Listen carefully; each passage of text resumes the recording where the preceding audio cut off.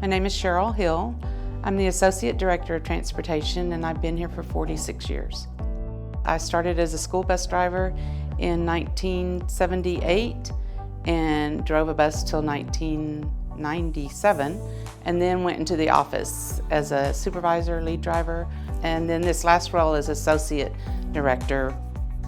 My mom started as a bus driver in 1965, and she was the third lady bus driver in the district.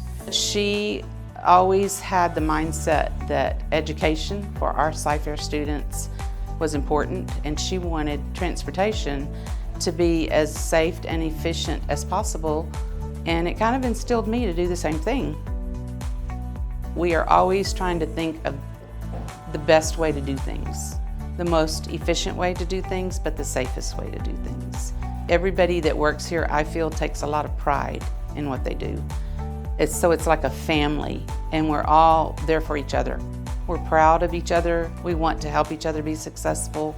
We're in it together. So I think it's the family atmosphere that I still feel today, that I've felt all 46 years I've been here. I just feel this district has so much to offer, and it is the place to be. When you go anywhere, Cyfair is known because it takes care of its people, it takes care of its students, and it strives to be the best it can be.